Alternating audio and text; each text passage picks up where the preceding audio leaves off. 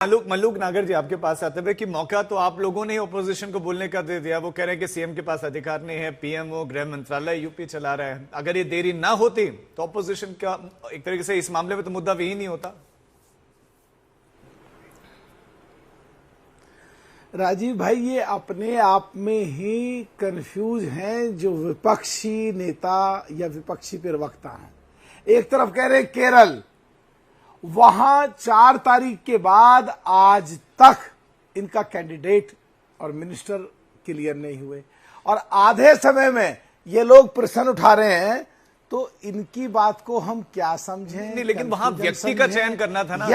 यहाँ तो व्यक्ति पता है, विभाग का चयन नहीं हो पा रहा है ना।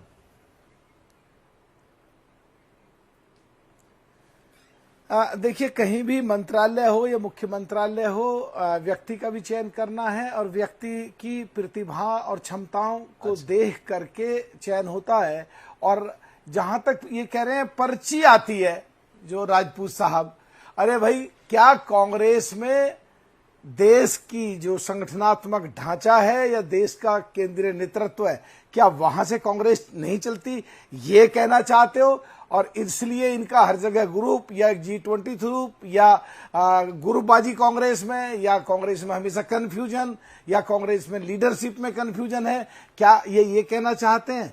ये अपना ज्ञान बांटना छोड़ें, अपने आप को गिरेबान में झांकें और अपना ठीक कर लें, ताकि देश की जनता ये समझ लगे कि ये सो कॉल्ड इंडिया गठबंधन की सबसे बड़ी पार्टी कांग्रेस और उसकी साथी पार्टियां अब ज्ञान बांटने के बजाय खुद का चिंतन करने लगी, अपना मंथन करने लगी और देश की वास्तविक परिस्थितियों का अनुकलन करके और उनको बिल्कुल धरातल तक जाके अब जनता के हित में फैसला करके ये सही तरीके से अपनी पार्टी को मजबूत कर रहे हैं। हम इंडिया गठबंधन सब समझ ले अपने आप को, और एनडीए अपने आप सब चीज को संभाल लेगा, सारे मंत्रालयों को बांट देगा। राजीव भाई, एक बात खत्म कर रहा हूं 10 सेकंड में। ठीक है, कंप्लीट। ये पूरा 10 सेकंड में कंप्लीट। ये अपने अंदर ये आज आपके नेशनल टेलीविजन पर ये बता दें कि सो कॉल्ड इंडिया गठबंधन देश के किसी भी प्रदेश में या पूरे देश के चुनाव में आपस में बगैर लड़े एक भी प्रदेश इनका जाता हो, हर जगह लड़ते हैं, ये उसको नहीं संभाल सकते। तो हमें ज्ञान बांटना बंद करें, मोदी जी को ज्ञान बांटना बंद करें, एनडीए को ज्ञान बांटना बंद करें, खुद गिरेबान में झांक लें, अपने आप को संभालने, बेचारे अपने आप को संभालने लायक रहे नहीं, ज्ञान बांटते फिर रहे हैं फ्री में, ज्ञान ले लो, ज्ञान ले लो, ज्ञान ले लो। अरे ज्ञान खुद को ही ले लो, खुद को देख लो, खुद को समझ लो, अपना मंथन कर लो। राजेश जी के पास जाऊंगा। सुरेंद्र जी, 2 चीजें हैं। मलूक भाई देखो, इतने बढ़िया आदमी हैं, इनका दिल कुछ कह रहा है, दिमाग कुछ कह रहा है। और लगी बात आपने पूरी, राजीव भाई इन्होंने 5 मिनट लगातार प्रवचन दिया, ज्ञान, ध्यान, इंडिया, यूपी, पता नहीं इसके अलावा अगर इन्होंने कुछ बोला हो तो बताओ।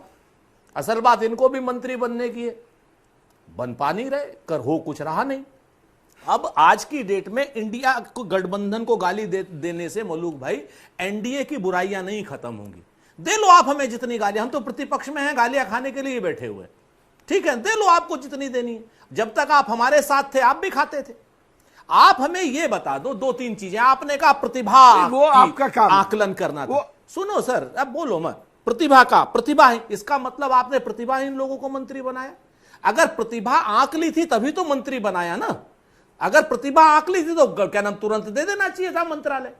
या इसका मतलब है कि प्रतिभाहीन लोगों को मंत्री आपने दिल्ली के कहने से बनाया। और मैं जिम्मेवारी से कहता हूं, अगर उत्तर प्रदेश के योगी जी को विशेषाधिकार होता तो ओम प्रकाश राजभर जैसे आदमी को वो योगी जी मंत्री रख ही नहीं सकते, क्योंकि इस हद तक भ्रष्टता करते हैं, इस हद तक भ्रष्टाचार करते हैं, इस हद तक कदाचार दुराचार के लोगों को बचाते हैं। जिसकी पार्टी में बेदीराम जैसा आदमी हो, जो नौकरियां बेचता हो, जो परीक्षा के पेपर एक नहीं कई बार लीक करता हो। नागर साहब, आप तो ऐसे आदमी हो नहीं, पेपर लीक करते नहीं हो। बेदीराम तो आप ही क्या नाम, ये ओम प्रकाश राजभर की पार्टी में है ना। तो बेदीराम जैसे लोगों की कम से कम योगी जी नहीं ले सकते सपोर्ट। सवाल उनका बिल्कुल जो कांग्रेस पूछ रही है, मैं वही सवाल आपके पास लेकर आ रहा हूं। सवाल बिल्कुल सिंपल है कि आपको उनकी दक्षता, उनकी योग्यता के बारे में पता था ना, तभी तो आपने उनको मंत्री पद दिया, तभी तो शपथ दिलवाई। और आपकी ये दलील फिट नहीं बैठती यहां पर, जो आप कह रहे हैं कि भाई उनकी दक्षता को हम चेक कर रहे हैं अभी। देखिए राजीव जी, कांग्रेस के प्रवक्ता बहुत बढ़िया बातें करते हैं, मीठी मीठी बातों के जाल में फंसाने का प्रयास अब लोगों को करते हैं, पर ये फंसा नहीं पाते हैं। कांग्रेस के पास बातें बनाने के अलावा तो कुछ है नहीं। और जहां तक राजपूत जी की बात है, ये बड़े कुशल प्रवक्ता हैं कांग्रेस के, पर कांग्रेस में ही नहीं इनको कोई पूछ रहा है। दूसरी बात यह है कि आज उत्तर प्रदेश सरकार 9 साल से काम कर रही है, इनके पास कोई मुद्दा नहीं है जी हमारे घर में झांकने के अलावा, हमारी पार्टी के अंदर झांकने के अलावा कोई मुद्दा। भ्रष्टाचार आज उत्तर प्रदेश के अंदर मुद्दा नहीं है, लॉ एंड ऑर्डर आज उत्तर प्रदेश के अंदर मुद्दा नहीं है, विकास नहीं हो रहा ये मुद्दा नहीं है, सरकार के खिलाफ 0% एंटी इनकम्बेंसी है। इनके पास कोई जब मुद्दा नहीं है, कोई काम नहीं है, सरकार की खिलाफत नहीं कर पा रहे, तो दूसरे घर में जाकर मैं आ रहा हूँ उसी विषय पे। क्या मतलब अंदरूनी कलह दिखाई देती है? आप मतलब आप ऐसी पार्टी से आते हैं, आप मतलब कहीं ना कहीं देरी के पीछे मतलब वो वजह तो नहीं है जो आप बता रहे हैं, ऑब्वियस है। नहीं राजीव जी सुनिए, दिक्कत तो है। अभी जो है 4 तारीख को रिजल्ट आए, कई राज्यों में चुनाव हुआ, आसाम की सरकार हमने बना दी, बंगाल के अंदर से अराजकता को उखाड़ करके हमने फेंक दिया, पुडुचेरी के अंदर हमने सरकार बना दी, तमिलनाडु में सरकार बन गई, केरल में आज भी नहीं बनी है। कौन से मुंह से पूछ रहे हो भाई राजपूत साहब? अब केरल में नहीं बना पाए हो, आज हम कहां बैठे, आप कौन सी तारीख में बैठे, कितने दिन हो गए, लगा लो ना हिसाब। आप क्या कर रहे थे? ये प्रश्न आपके ऊपर भी तो लागू होता है। और आप मेरी चिंता मत करिए राजपूत जी, मेरी चिंता मत करिए, मेरा भविष्य मेरी पार्टी में सुरक्षित है। 8 बार के एमएलए को हरा करके चुनाव जीता हूं जी, अपनी मेहनत के दम पर। किसान के बेटा हूं, किसान के परिवार से आता हूं, दिन रात जनता के बीच में रहता हूं, तो मेरी चिंता करने की आपको जरूरत नहीं। मेरी पार्टी कर रही है, मोदी जी कर रहे हैं, योगी जी कर रहे हैं, मेरी पार्टी का सारा नेतृत्व मेरी चिंता कर रहा है। आप मेरे प्रति मैं सुरेंद्र जी, मैंने आपकी उंगली देख ली, मैं आपके पास लौटूंगा, लेकिन मनोज जी आपके पास आते हुए, चूंकि ओम प्रकाश राजभर का जिक्र हुआ, तो उनका बयान है कि भाई घर में शोक है, फिर भी आप राजनीति से बाज नहीं आ रहे हैं। देखिए, ओम प्रकाश राजभर का आपके चैनल तक और सब जगह एक वीडियो आई होगी कि एक महिला अभी जौनपुर में रो रही थी, विलख रही थी, और वो चश्मा लगाए रॉबिन हुड बन रहे थे। तो ऐसा व्यक्ति, जो हम लोग भी वो भाषा का इस्तेमाल नहीं कर सकते जो जिस भाषा का इस्तेमाल उस व्यक्ति ने भारतीय राजनीति में योगी आदित्यनाथ के खिलाफ किया, और वो सबके आर्काइव पे है। अभी जिसकी बात हमारे सहकर्मी साथी कर रहे थे, क्या नहीं बोला कि ये चल सन्यासी कहाँ, क्या करेंगे, लोटा है, ये है, वो है, क्या नहीं, गाली गुलाज, मतलब भारतीय राजनीति का सबसे अगर निम्नतम और नीचता का कोई स्तर का राजनीति अगर करता है तो उस व्यक्ति का नाम ओम प्रकाश राजभर, जो स्वयं को स्वीकारता है कि हम दो मुंह साफ हैं। तो ऐसे लोगों का जवाब क्या ही देना है? आप बताइए। हम लोग तो चाहते हैं कि राजनीति में कम से कम नैतिकता बचा रहे, आदर्श बचा रहे, और ऐसे काम हो जिसमें मानवीय मर्यादा का संवर्धन हो।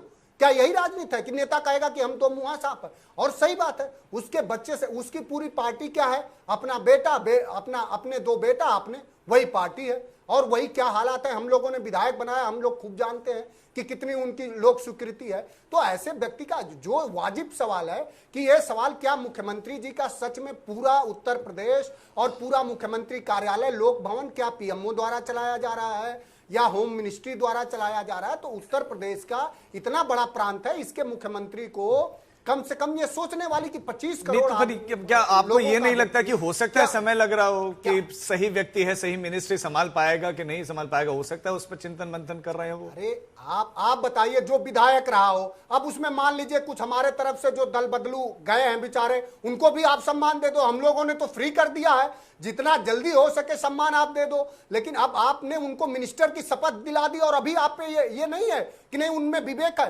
क्या उत्तर प्रदेश की सरकार ने, बीजेपी ने ऐसे लोगों की वोट करा दिया है जो विवेकहीन है? आप ये कहना चाहते हैं? ये तो जो सवाल आप राजू भाई कर रहे हैं उसी को हम लोग पूछ रहे हैं कि भाई उत्तर प्रदेश में अगर आपने लोगों के ही पैसे से वोट हुई होगी, लोगों के ही पैसे का टैक्स का वो गाड़ी लेके चल रहे हैं, तो उनपे उनका कौन सा विभाग होना चाहिए ये सरकार कब तय करेगी? मलूक नागर जी, भाई जब ये बड़ा फैसला था कैबिनेट विस्तार का, तो एक प्रतिनिधित्व का संदेश देना चाह रहे थे कि हम इस वर्ग को प्रतिनिधित्व देना चाहते हैं। तो क्या आप उस वर्ग में ये संदेश नहीं जा रहा है कि भाई कुछ ना कुछ मसला है? क्या प्रतिनिधित्व एक्चुअल में देना भी चाह रहे हैं कि नहीं? क्योंकि विभाग तो मिले नहीं, बस मंत्री पद दे दिया। घूम के फिर बात वहीं आ गई, और मैं सीधा बात कह रहा हूं कि इन पे 13 दिन से अपने मंत्री और मुख्यमंत्री तय नहीं हुए, और हमारे 6 दिन का फिक्र कर रहे हैं, हमें ज्ञान बांट रहे हैं, हमारे बारे में कुछ का कुछ पूछ रहे हैं। तो क्या आपस में सो कॉल्ड इंडिया गठबंधन में विपक्ष की दूसरे नंबर की पार्टी सपा, मनोज काका साहब एक बार कांग्रेस से भी पूछ लें 13 दिन से इन्होंने केरल का क्यों नहीं अपने मुख्यमंत्री और मंत्री बनाए। हमने आपने भी कहा, हम फिर अभी कह रहे हैं कि हमारा चिंता छोड़ें, सो कॉल्ड इंडिया गठबंधन की चिंता करें, आपस में एक नहीं रहते। एनडीए में आज तक किसी स्टेट में लड़ाई नहीं हुई, एनडीए में कभी कोई आपस में तालमेल बिल्कुल सही बैठी है। ये देश में किसी भी एक प्रदेश में मिलकर चुनाव नहीं लड़ पाते हैं। तो हमें ज्ञान बांटना छोड़ आप तो अपना ध्यान करें। ये ऑपोजिशन कह रहा है कि वहां बीजेपी में गुटबाजी चल रही है, आप तो चूंकि साथ रहते हैं तो बता सकते हैं क्या वाकई कुछ है, चल रहा है अंदरूनी कलह, कोई गुटबाजी है? बिल्कुल राजीव भाई, एक बात मैं आपको मनोज जी और सुरेंद्र जी कहने को कोई कुछ कहता रहे, गुटबाजी कहता रहे, गुटबाजी कहता रहे। गुटबाजी दिखती है जब चुनाव होते हैं, गुटबाजी दिखती है जब देश के चुनाव होते हैं, गुटबाजी दिखती है जब प्रदेशों के चुनाव होते हैं। एक प्रदेश दिखा दो जहां पे एनडीए में किसी भी प्रदेश में गुटबाजी या झगड़ा हुआ हो, या सो कॉल्ड इंडिया गठबंधन एक भी प्रदेश दिखा दे जिस प्रदेश में ये इकट्ठा होकर चुनाव लड़े हों, एक भी दिखा दे। ये आपके नेशनल टेलीविजन पे बात है, जनता सब देख रही है, आकलन करना सब जानते हैं, भांपना सब जानते हैं, और सब लोग देख रहे हैं कि वास्तविकता क्या है और क्या नहीं है।